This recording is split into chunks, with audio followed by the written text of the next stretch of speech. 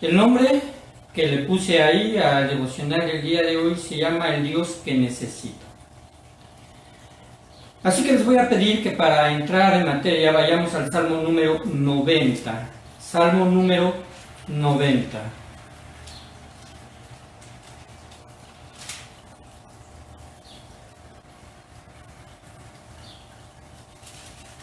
Mientras ustedes lo encuentran y se ubican, permítanme, voy a cerrar la puerta. Entra aquí muy fresco. Salmo 90, del 1 al 5. Dice: Señor, tú nos has sido refugio de generación en generación. Antes que naciesen los montes y formases la tierra y el mundo, desde el siglo y hasta el siglo, tú eres Dios. Vuelves al hombre hasta ser quebrantado, y dices: convertíos hijos de los hombres, porque 1000 años delante de tus ojos son como el día de ayer que pasó, como una de las vigilias de la noche. Los arrebatas como con torrente de aguas, son como sueño, como la hierba que crece en la mañana. En la mañana florece y crece, a la tarde es cortada y se seca. Leí hasta el versículo número 6. El día de hoy, hermanos, quiero que nos enfoquemos y seamos transparentes y veamos realmente si hemos sido agradecidos con Dios, si hemos tomado en cuenta lo bueno que Él ha sido. Y como lo repetí ahorita, como lo dije ahorita al inicio, lo repito, por el tiempo que nos permite estudiar su palabra, pero hermanos, cada segundo, cada minuto, cada respiro, cada suspiro, cada recuerdo, cada pasaje en nuestra memoria de las Sagradas Escrituras, cada evento feliz de nuestra vida, el ver nacer a nuestros hijos, el tenerlos cerca, el poder platicar, comunicarnos con nuestros seres queridos, el poder tener el sustento diario, el desayuno, la comida, la cena en abundancia seguramente, el poder contar con fuerzas físicas para llevar a cabo, en el caso de los jóvenes, los estudios, en el caso de los más maduros, el trabajo, el poder desempeñarse en casa con las tareas del hogar, el poder tener nosotros un lugar donde dormir. En fin, hermanos, todo eso representa la bondad de Dios. Así que en esta tarde quisiera que nos enfocáramos en poder reflexionar de que el Dios que necesitamos es un Dios que nos da todo. ¿A cambio de qué? A cambio, primeramente, de nuestra obediencia, de nuestro amor hacia Él, de poder consagrar nuestra vida para el bien propio, porque sin lugar a dudas, aunque nosotros seamos a veces malos, desatinados, a veces imprudentes, a veces en nuestra vida pasada, inclusive antes de conocer a Dios, a Jesucristo como nuestro Salvador, quizás fuimos blasfemos. Hermanos, a pesar de todo eso, nuestro Dios es misericordioso para con sus criaturas. El Salmo 90, hermanos, el Salmo 90 no está atribuido a Salomón, no está atribuido a David, no está atribuido a los hijos de Coré. Quizás inclusive sea el salmo más viejo que se haya escrito y que se recopiló en el coritario del libro de los Salmos, los cuales cuentan con 150 salmos, así los tenemos distribuidos, y solamente por darles un número. Y bien, este salmo número 90 podría aparecer al principio o al final de los salmos, abriendo el libro de los salmos con palabras acerca de alabanza a nuestro Creador y acerca de la temporalidad del hombre. Y bien al final, en el Salmo 150, ¿verdad? Ahí donde aparece que todo lo que respira alabe a Jehová, que cierra de una forma magistral este hermoso libro de alabanza, podría también aparecer porque hermanos, todos los salmos precisamente hablan de que el hombre de forma reflexiva y además el único ser viviente capaz de reconocer a su Creador y de pensar en Él y de darle toda la honra y la gloria, es lo que Moisés plasmó en este salmo. Es precisamente atribuido a Moisés.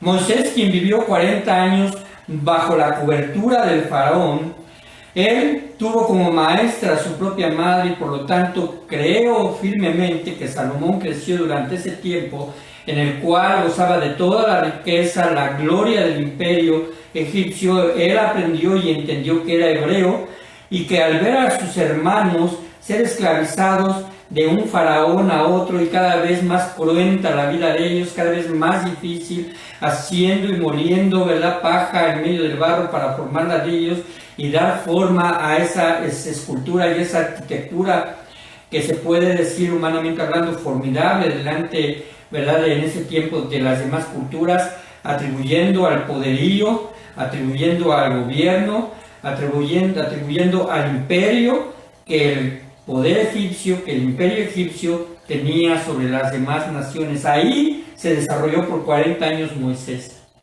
Pero ahí no había tenido un encuentro con Dios. Ahí no había tenido un encuentro con quien le llamara después de esos 40 años, casi a los 80 años, ¿verdad? Ya estando él apacentando las cabras, apacentando las ovejas, en la tierra de allá donde estaba con su suegro Jetro. Y entonces ve a lo lejos, ve en la cima de un monte una zarza ardiendo. Y dice la palabra que él intrigado va y quería ver esa visión y qué significaba. Y entonces en medio de la zarza, con una voz, ¿verdad?, que me es difícil imaginar, imponente, varonil, porque nuestro Dios se muestra de esa forma en la Biblia, le dice a Moisés: Moisés, Moisés. Y entonces temeroso Moisés acude y sabe que de ahí de esa zarza sale la voz y le dice: quita tu calzado porque en el que estás es tierra santa. Y hermanos, cada vez que acudimos a Dios en oración, en escudriñar su palabra, deberíamos de tener esa misma apreciación de reverencia, porque lo que hacemos es acercarnos a la presencia de Dios y estar cercanos y gozar precisamente de ese territorio santo donde nuestro Dios, ¿verdad?, se quiere manifestar, porque donde están 2 o 3 congregados a su nombre, allí está en medio de nosotros, en medio de su pueblo. Y hermanos, en este momento usted está ya quizás oyendo con alguien de su familia y nuestro Dios quiere que la palabra penetre, porque algo más importante que las pruebas que estamos pasando, más importante que lo que nosotros percibimos en nuestro exterior, más importante que los pronósticos o lo que la gente diga, es precisamente el ser agradecidos a pesar de todo esto. Y no lo estoy diciendo a pesar con una idea fatalista, con una idea pesimista de la cual digamos ya nos tocó vivir este tiempo. No, hermanos, recordemos, y yo en mi propia vida y usted en su propia vida, recuerde el desarrollo que tuvo dentro de una familia, contando con padres que, aunque probablemente no conocían al Señor, en la gran mayoría le amaron y le proveyeron y le tuvieron siempre lo indispensable para que usted se desarrollara, con el único propósito que tiene en la mente un padre de ser y crear mejores hijos. Y esto, hermanos, todavía se amplía cuando, si a la cobertura de Dios, ese matrimonio, ¿verdad?, teme al Señor, ese matrimonio que tiene también familia, está proveyendo para los hijos un alimento espiritual y además una cobertura por medio de la oración, en la cual decimos: protege a nuestros hijos, protege a nuestra familia, permite que te conozcan como su Salvador en un momento dado. Y después, cuando ellos hacen precisamente esta profesión de fe, entonces podemos ir con más seguridad, ya que todavía falta mucho tiempo y mucha vida, en lo cual en la mayoría de las ocasiones y por lo general nuestros hijos todavía transitarán en el futuro.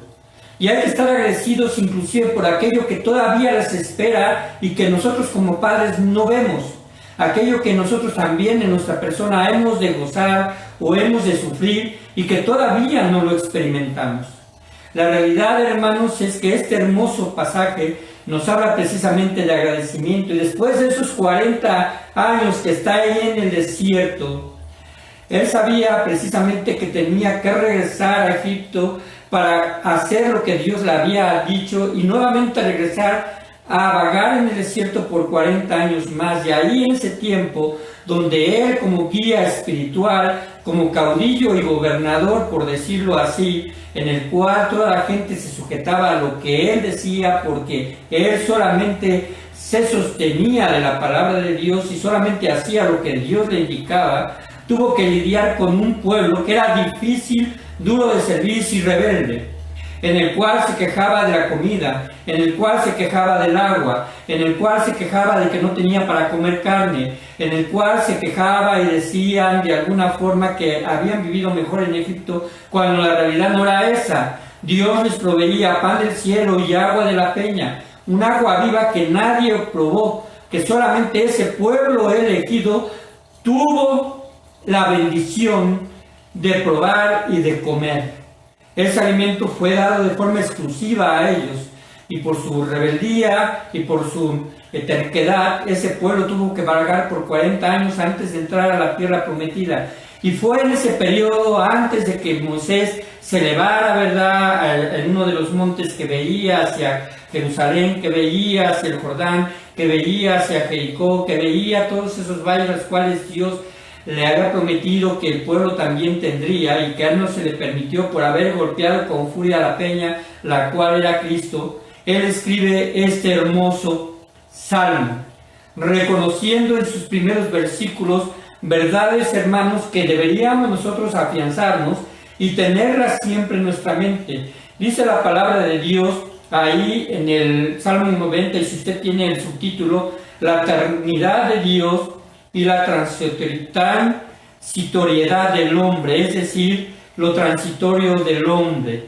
Y hermanos, ahí después dice oración de Moisés, varón de Dios. Estas pequeñas letras sí aparecen en los originales, por eso sabemos que es de Moisés. Y empieza con un reconocimiento: Adonai, Señor, tú nos has sido refugio de generación en generación. Hermanos, nuestro Dios es nuestro refugio. Es como si dijéramos que es nuestra casa, es nuestro punto de apoyo, es nuestro marco de seguridad. Nuestro Señor dice que es Señor y refugio de generación en generación. Y esto de que habla de que es de generación en generación, simplemente es un reconocimiento de su eternidad, de que Él nos ha sido refugio a partir de que nosotros nacimos, o el primer hombre fue creado, hasta que el último hombre, ¿verdad?, tenga que ser llevado delante de la presencia de Dios. Nuestro Dios es refugio para todo aquel que en Él cree y se acerca. Y después el versículo número 2 dice: antes que naciesen los montes y formases la tierra y el mundo desde el siglo y hasta el siglo, tú eres Dios. Hermanos, nuestro Señor, Jehová, Él es antes de que naciesen los montes, antes de que se formase la tierra. Los científicos le han puesto edad a la tierra y no han podido llegar a poner tampoco edad al cosmos, al universo. Solamente son hipótesis, y va a ser imposible esto, porque nuestro Dios creó todo, y en su eternidad y en su omnisciencia, con toda la sabiduría que Él posee, creó en su momento todo lo que nosotros vemos e inclusive que no vemos, aquello que no percibimos. Así que podemos entender que Él es el creador cuando dice que Él formó la tierra y el mundo. Desde el siglo y hasta el siglo, Él es nuestro Dios, es el creador. Y hermanos, esto es muy significativo, porque si aprendemos la profundidad de la teología de que Dios es creador, tendríamos que afirmar lo siguiente: entender en lo más que se pueda de que Jehová nunca fue creado. Y aunque Él hace las cosas, hacia Él nadie tuvo la oportunidad o nadie hizo a Jehová. Aunque Él es la causa de todas las cosas, Él no es alguien causado. Y esto explica precisamente la proclamación que hace Moisés aquí, que antes que naciesen los montes y formase la tierra y el mundo desde el siglo y hasta el siglo, tú eres Dios. Y cuando dice tú eres Dios y además lo atribuye y además lo vincula con su creación, quiere decir que eso sopesa toda la afirmación de Señor, es decir, de gobernador, es decir, de rey, es decir, el que sustenta y gobierna todas las cosas. Y aunque a usted, y a mí y a todo el universo, Dios lo gobierna, a Él nadie lo gobierna. El clima, hermanos, el clima fue creado por nuestro Señor. El clima, Él lo puso como un instrumento de tiempo, las estaciones del año, todo eso, hermanos, es lo que Dios quiso hacer. Y hay que aprender que nuestro Dios es un pastor que regula todo lo creado, tanto el clima, Él lo hace. Él puede, más bien, Él instituyó las leyes físicas, la ley de la gravedad, pero sin embargo Él puede desafiar esas leyes, aunque Él las haya creado. A Él no le afecta la enfermedad como a nosotros. Él no depende de un cuerpo, porque Dios es espíritu, según las palabras de Jesús en el capítulo número 4 de Juan 4:24. Así que si Él es espíritu y no tiene cuerpo, pues entonces cabe pensar inmediatamente que Él no tiene limitaciones. Dice el Salmo 139, 7 y 8, ¿a dónde me iré de tu espíritu? ¿Y a dónde huiré de tu presencia? Si subiera a los cielos, allí estás tú. Y si en el Seol hiciere mi estrado, he ahí tú estás.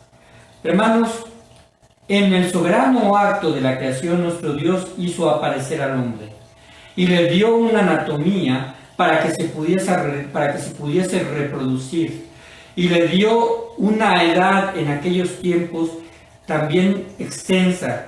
La palabra de Dios nos menciona, ¿verdad?, que hubo personas que vivieron 500, 600, 700 o 969 años como Matusalén. Hermanos, una cantidad extensa de años con una fortaleza física sin problemas en ese momento de enfermedades graves, para que el hombre se reprodujera y cumpliera el mandato de henchir la tierra. Y entonces la tierra fue habitada, y nosotros somos parte precisamente de esa ley natural que Dios puso en el hombre y en la mujer, y además ese deseo de reproducirse y hacer seres pensantes que puedan reconocer al Dios de todos los cielos. Pero sin embargo sabemos que en ese tiempo, en el tiempo de Adán y Eva, el pecado entró como un cáncer que ataca y simplemente descompuso, simplemente hizo que la muerte entrara al hombre, la muerte espiritual y también la muerte física, por lo cual nosotros, hermanos, tendremos que llegar el tiempo de morir. Nuestro cuerpo se descompondrá.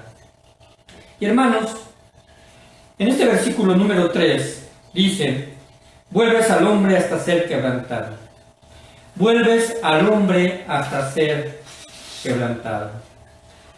Esto quiere decir, hermanos, que Él hace e instituyó que el hombre vuelva a ser polvo, y que los hijos de los hombres volvamos a ese elemento donde Dios tomó, que es el barro, para darnos forma.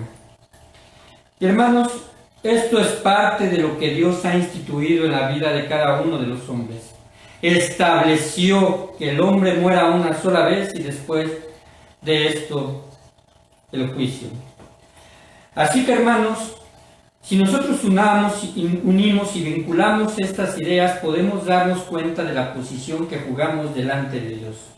Un ser infinito frente a seres finitos.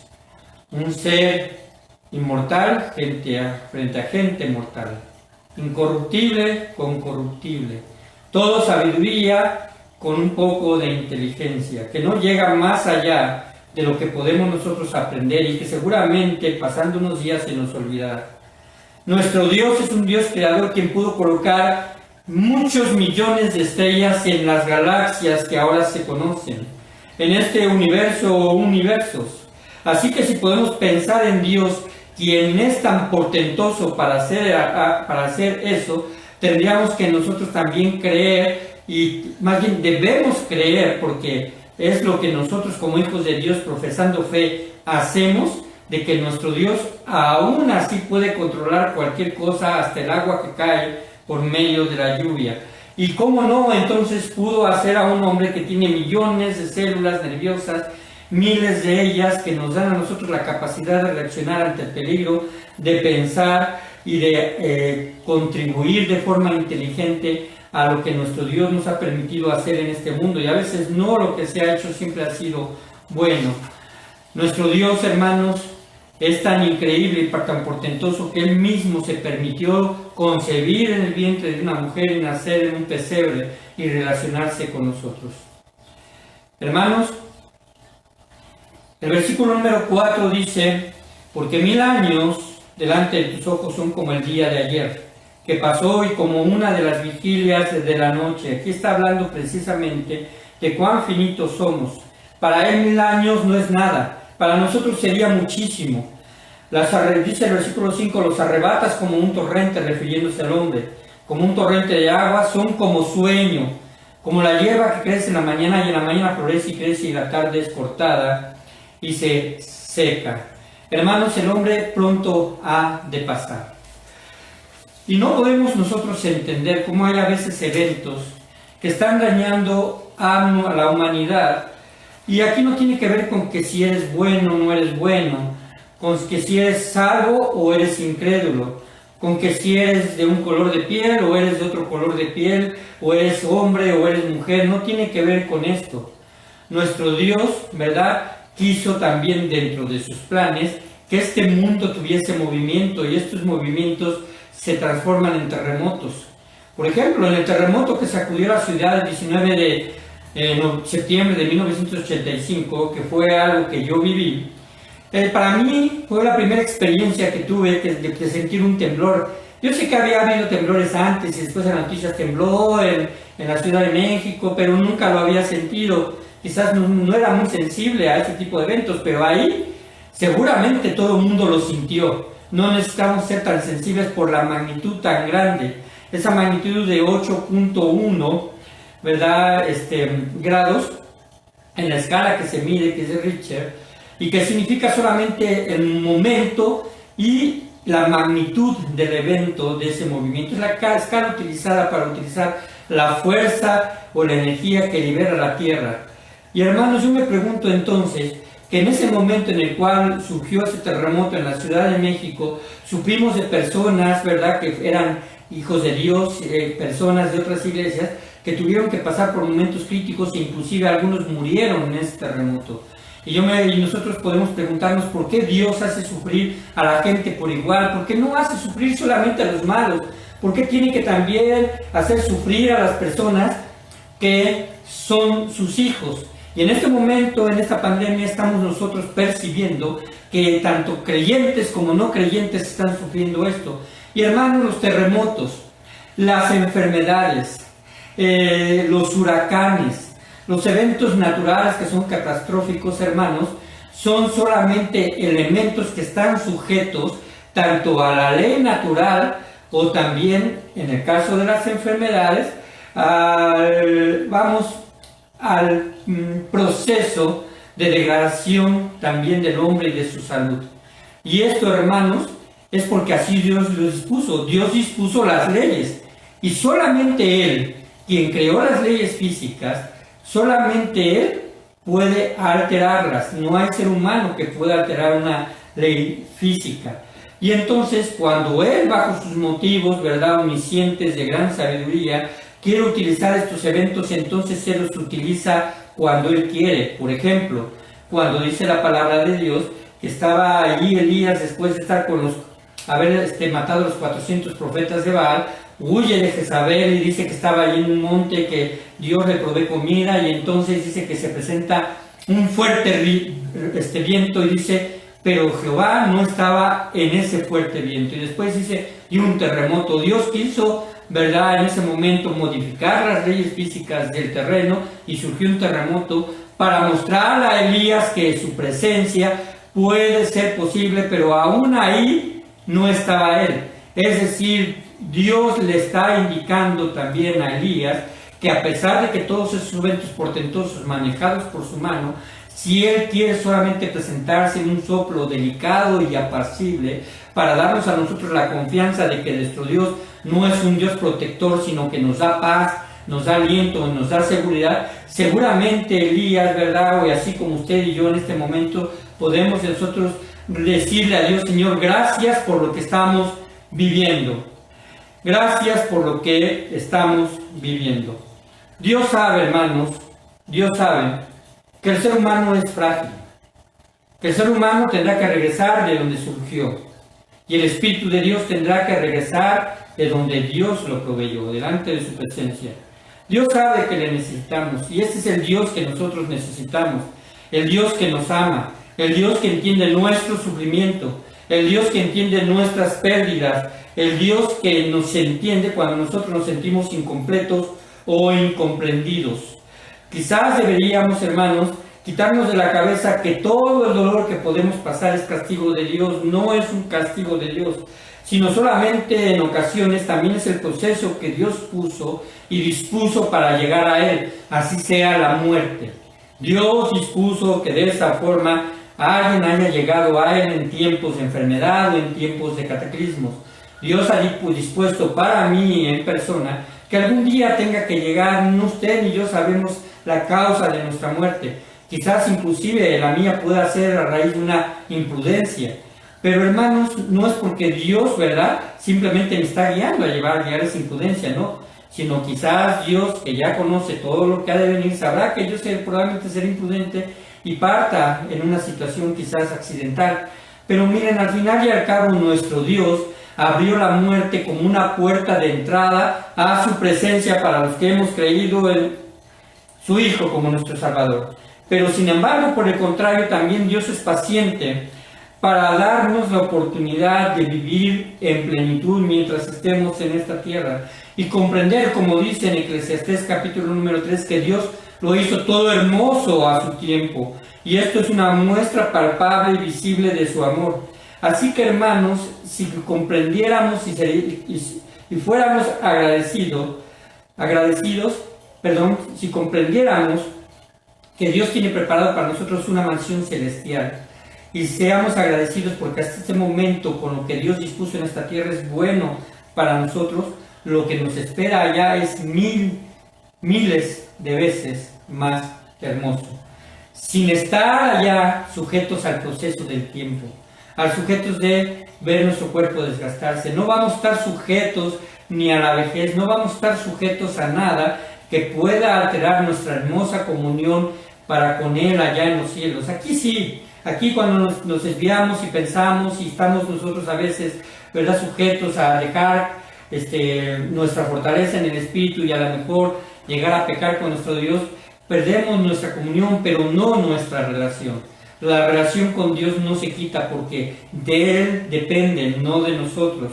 Así que, hermanos, creo que podríamos sentarnos un poco y empezar a ver desde la perspectiva divina. Desde la perspectiva divina. Que Dios ha establecido que los hombres mueran una sola vez y después de esto el juicio. Pero, hermanos, esta ley, la cual no se puede modificar solamente por la mano poderosa de Dios, porque Él puede modificar esto si Él quiere mantenernos, ¿verdad? Y si Él quiere venir antes de que usted muera, pues no pasaremos por esa muerte. Pero, hermanos, vemos la muerte como lo que es según la Biblia. Para los cristianos es una entrada a lo divino. Para los incrédulos es una entrada al juicio y a la perdición. Entonces es ahí donde podemos nosotros valorar lo que tenemos, ser agradecidos, mostrarnos delante de nuestro Dios con alegría y decirle: conforme a los días que tú quisiste que viviéramos, probablemente hubo tiempos que nos afligiste, hubo tiempos que nos probaste, hubo tiempos que también nos alegraste, hubo tiempos de felicidad y de regocijo, hubo tiempos de trabajo y hubo tiempos de descanso. Todo esto, hermanos, es una experiencia humana, es una experiencia de Dios, que Dios quiere que nosotros tengamos. Para cerrar, quisiera comentarles acerca de esto, cuando cuestionamos a Dios, ¿por qué a mí me sucede esto? ¿Por qué tuvo que morir mi hijo? ¿Por qué tuve que perder el trabajo si yo soy una persona que soy consagrada? ¿Por qué tuve que sufrir una traición si yo siempre he obedecido a Dios y yo esperaba que Dios me cuidara? Porque esta pregunta que hacemos, ¿por qué yo? ¿Verdad? Es como una especie, vamos a decirlo así, de reclamo hacia Dios, de que Dios debería de basarse en nuestros propios, nuestro propio contexto, nuestros propios méritos, para que no surgiera ningún daño alrededor nuestro. Hay una anécdota que dice que una vez una mujer se acercó a un pastor y le dijo al pastor, ¿por qué el Señor permitió que mi esposo muriera si nosotros hemos sido siempre fieles a su obra? Y entonces, ¿por qué nosotros? ¿Por qué yo? Fue la pregunta. Entonces el pastor le dijo a esta mujer, mira, yo creo que la pregunta la puede responder Dios de esta forma. Yo quisiera que tú vayas y hagas un pastel. Dice, pero no con la harina que tú tienes, sino ve a casa de cualquier persona, la que tú elijas, hermano o no hermano, y le pidas harina solamente a aquella persona que no haya atravesado por sufrimiento y dolor. Y dice que ella fue, que tocó unas 4 o 5 viviendas y se dio cuenta, ¿verdad?, que la condición era de que solamente le podía dar harina a aquellas personas que no hubiesen sufrido algún dolor en sus vidas, y se dio cuenta que no había nadie. Así que lógicamente no pudo hacer el pastel. Y esto cayó en cuenta de que la mujer entonces reflexionó y dijo, todos sufrimos. Todos pasaremos por los mismos tragos de sufrimiento. Y el de la muerte, hermanos, es el más inevitable. Ver a un ser querido morir nos trae sufrimiento. Pero hermanos, dentro de todo ese panorama, nuestra vida se puede presentar como si fuese un rompecabezas, en el cual alguien desprendió una pieza y nos dejó un vacío. Pero Dios ve el panorama no como nosotros los hombres, porque un hombre podría ver ese rompecabezas y no darse cuenta de esa pieza faltante, pero Dios sí la ve, y Dios suplirá todo lo que nos falta conforme a sus riquezas en gloria.